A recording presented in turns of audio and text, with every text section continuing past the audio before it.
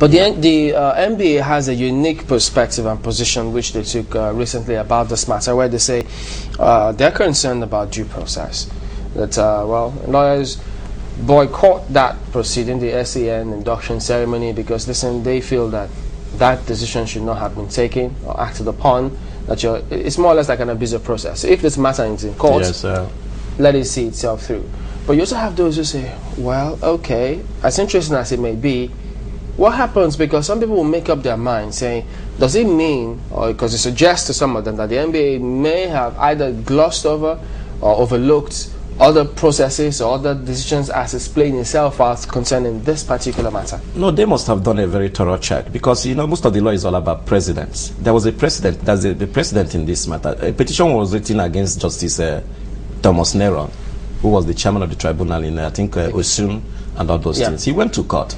And when the petition came before the NJC, they said, no, this matter is in court. You know, so why didn't they apply the same thing here now? Because they are on all fours, you know. The facts are similar, it's all about allegations and corruption and all those things.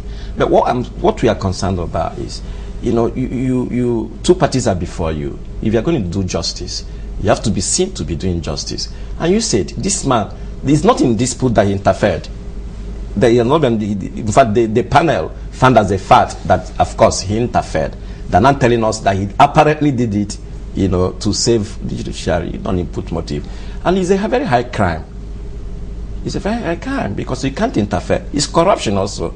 You are asking your colleague, junior or whatever, or your colleague, to do injustice, to disband the panel. And look at all the dramatic personnel in this thing. They are all interested in one word or the other. Abdullahi is interested because he refused to empanel that Sekoto tribunal for over 10 months. If we talk about issues like this and we talk about precedents, has there been anyone like that before in Nigeria judicial system where someone has come before the public or before anyone to say, I was asked to do something against justice? Yeah, there hasn't been, so that's why I think... so it's a classical case. It's a classical case, and that's why I said that I doff my hat for him, because it takes a very courageous man to do that.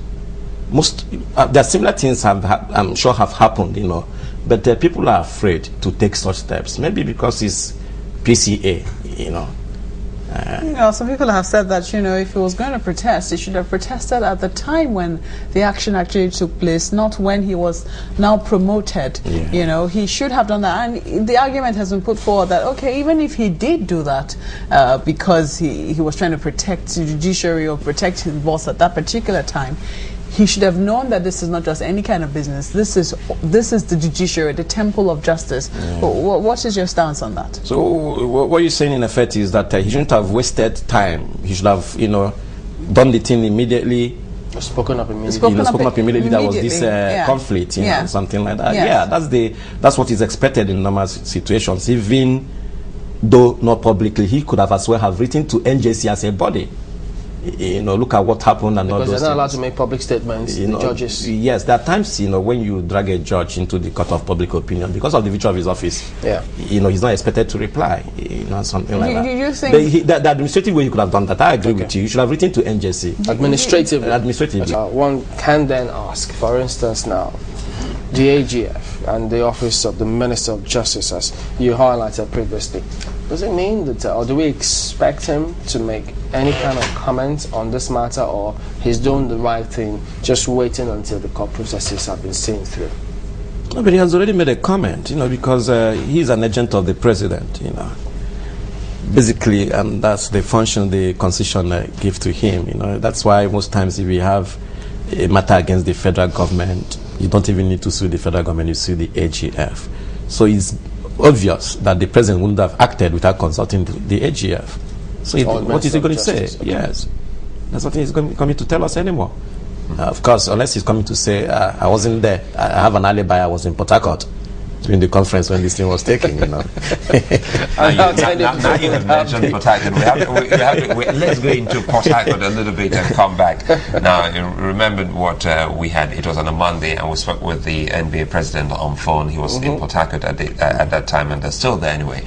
And it has to do with the decision of the bar of the NBA that lawyers should not attend that particular induction of SAN based on the fact that, well, the courts are on recess.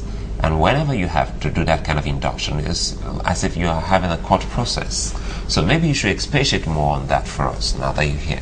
Yeah, to start with, whether he, declares a boycott or not, I for one wouldn't be there, knowing that I have a matter against this issue of SAN and the privileges. What I'm saying is this: the man is retiring on 26th, and he wants this to be the last official act as the CJM. He's just been there for a while now, and he has not been able to, induct that ceremony. And this particular set of SANs, there's been a problem with it. After a while, the NBA went to court and all those things. And now a conference is coming on, and the man has slated, it was supposed to be September 19th, originally fixed for September 19th. And for reasons we don't know, but which is, of course, explainable, they brought it down to August, so that this man can do this. It's like his passing out parade. He wants to go with the whole honor, to do this thing and leave. And these people are saying, no, you can't do that. So, and there has to be a conflict, because that means if they don't do it now, he has to wait till this new CJN is sworn in, and it may take a while. And I don't see this nuisance, knowing that these privileges are very expensive, saying, no, we won't go. They will go. Really? And, yes, no, but the NBA says, listen, if anyone does, you do so at your peril. Which peril?